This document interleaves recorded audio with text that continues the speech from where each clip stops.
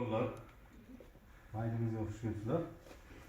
Biz sizlarda qimmatli vaqtlaringizni ayamasdan kelganlaringiz uchun bizda sizlarga nisbatan tadbirkorlarning qo'llab-quvvatlash maqsadida ajratilayotgan kreditlarni tanishtirib o'tmoqchiman.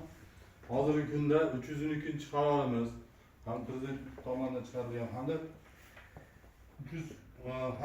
60 qaror bo'yicha yoki 60 qaror bo'yicha ajratish rejalashtirilgan.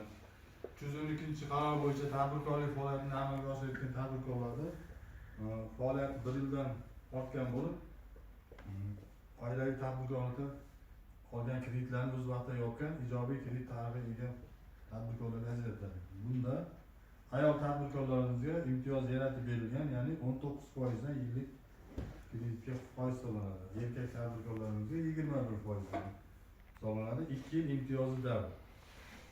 Hozirgi kunda chorvachilik yo'nalishi bo'yicha, xizmat ko'rsatish servis xizmatlari bo'yicha hamda savdo faoliyati bo'yicha ajratiladi. Bu yerda ajratilayotgan kredit pul ko'chirish yo'li orqali amalga oshiradi.